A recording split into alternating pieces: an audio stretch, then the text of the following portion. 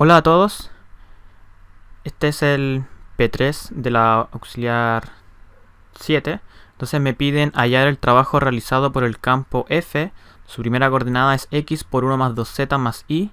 Su segunda coordenada es 2y más x. Y su tercera coordenada es y más x al cuadrado. A lo largo del arco más corto sobre la esfera que une el punto A, 3, 4, 0. Es decir, este punto que está acá. Está en el plano z igual a 0. Y el punto B 0,05, es decir, que está sobre el eje Z a distancia 5 del origen. Me piden hallar el trabajo realizado del campo F sobre este arco AB. Entonces, para ello, si se fijan, una opción es hacerlo por definición, pero hacer por definición esto, un arco que va sobre la esfera, ese campo, no es tan simple. Entonces lo que vamos a hacer, vamos a seguir la indicación que aparece en el enunciado, y es que justamente vamos a considerar esta superficie que queda encerrada justamente por este arco AB, el segmento OA y el segmento BO, es decir, esta superficie. La superficie que está contenida en el plano que pasa por los puntos A, el origen, y B. Entonces a eso le vamos a llamar la superficie S. Entonces la frontera de S va a ser tal que está comprendida por este arco que va de A a B, unión el segmento que va de B a O, es decir, de B a O en esa dirección, unión el segmento que va de O, del origen, a A. Y la gracia es que tiene orientación antihorario.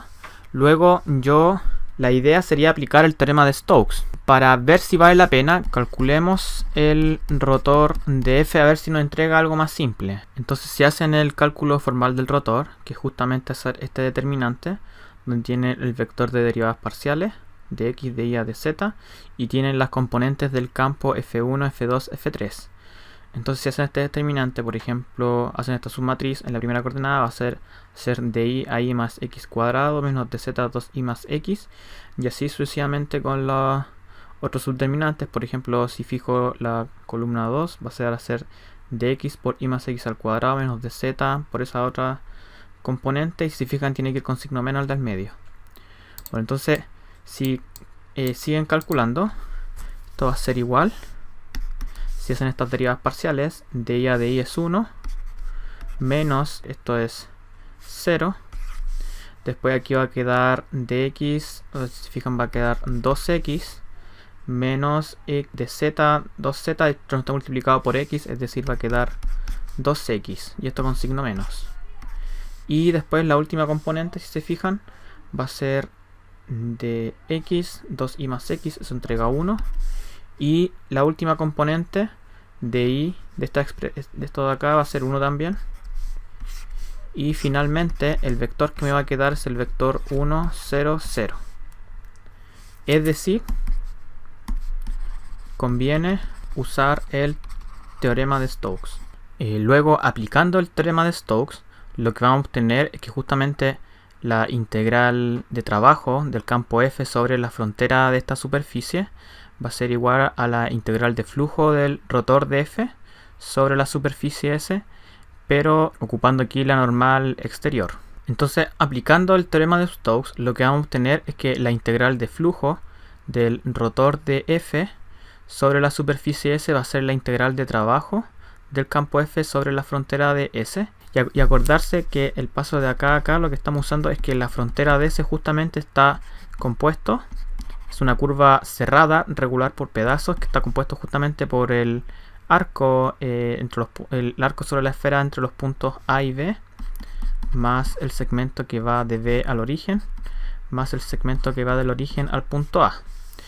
Y si se fijan, justamente haciendo esa descomposición, yo tener que la integral de trabajo sobre la frontera de S, entonces va a ser la integral de trabajo sobre el arco AB, y esto es justamente lo que yo quiero calcular, más otra integral de trabajo, en este caso la integral de trabajo del campo F sobre el segmento BO, más la integral de trabajo del campo F sobre el segmento OA. Entonces, es decir, reducimos el cálculo de la integral de trabajo del campo F sobre el arco sobre la esfera que une los puntos A y B como el cálculo de la integral de flujo sobre esa superficie S, que va a ser lo primero que vamos a calcular, más estas dos integrales de trabajo que ahora son sobre segmentos rectos.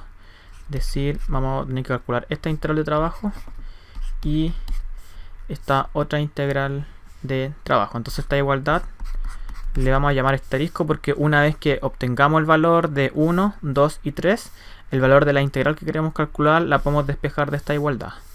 Y una observación importante es que n gorro está orientado de tal forma que respeta la regla de la mano derecha. Es decir, si volvemos al dibujo, si esto está en sentido antihorario, si ustedes ocupan su regla de la mano derecha, entonces el campo vector normal tiene que ir en esa dirección.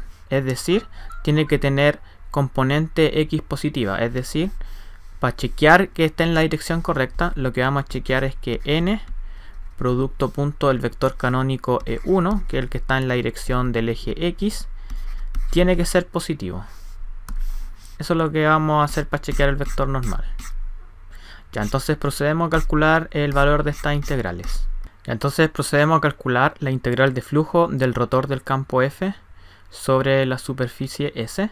Entonces recordemos que la indicación nos da la parametrización de la superficie S. El plano comprendido entre los puntos el origen A y B, y cuya frontera justamente va a ser esos arcos y segmentos, está justamente por esta parametrización de acá.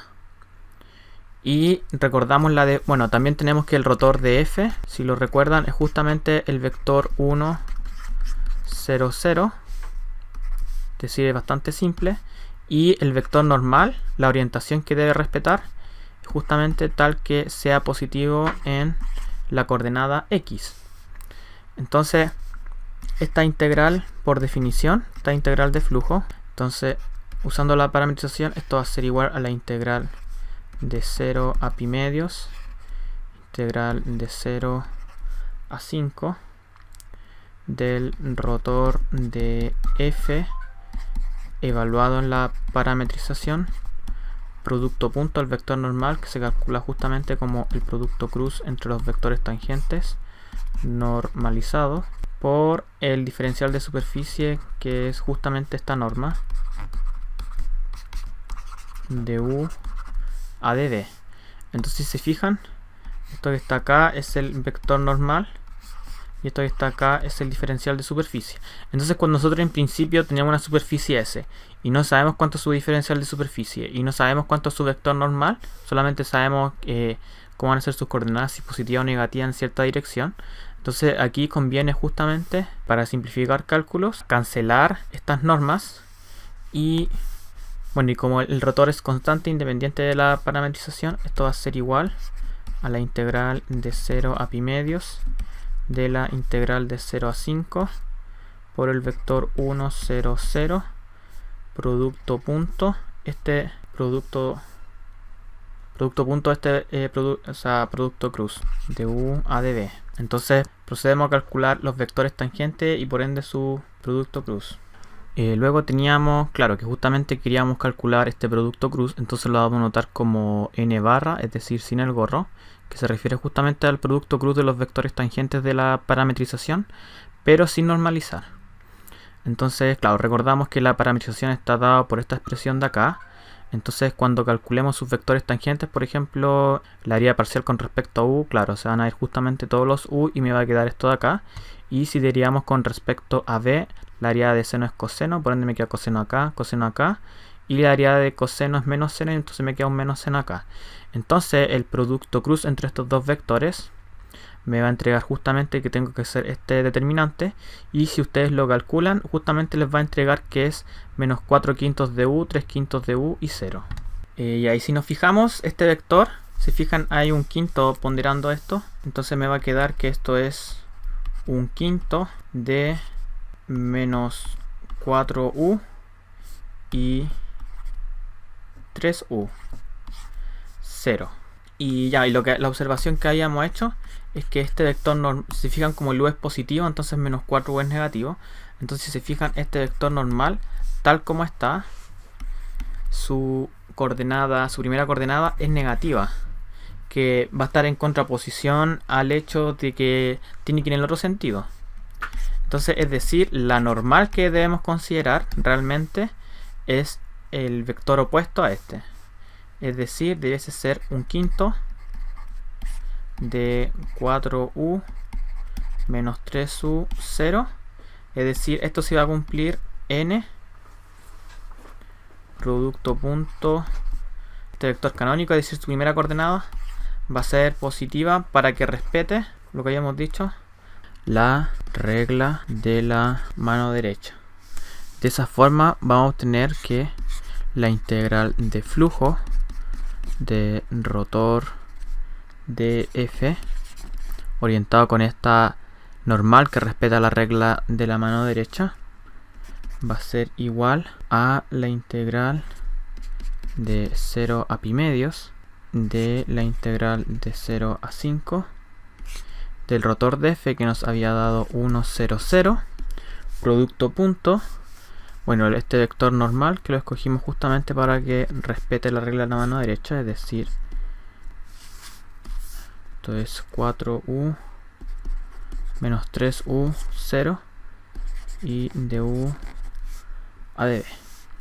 Entonces, si nos fijamos, el integrando no depende de b, un quinto lo podemos sacar, entonces me va a quedar un quinto por pi medios de la integral de 0 a 5 de, si nos fijamos en este producto punto, solamente va a sobrevivir la primera coordenada porque la segunda y tercera coordenada del rotor de f son ceros, es decir, me va a quedar 4u a du, y la primitiva de 4u es, o sea, de u en verdad es u cuadrado medios, por ese 4 va a quedar 2u al cuadrado medios, es decir, esto va a ser igual a un quinto de pi medios de 2u al cuadrado entre u igual 0 y u igual a 5.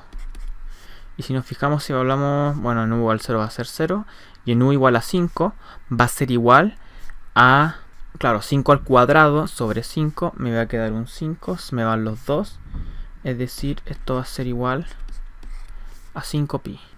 Ahora nos proponemos calcular la integral de trabajo de f sobre el segmento BO, donde BO es el segmento recto que une el punto B, si bien recordamos era 0, 0, 5, y el origen.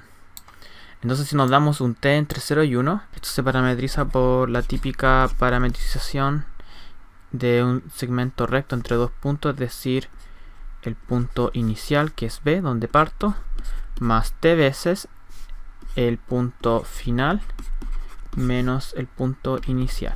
Entonces el punto inicial era 0, 0, 5, el punto final es 0, entonces me va a quedar menos t vector, es decir, me va a quedar t por 0, 0, menos 5.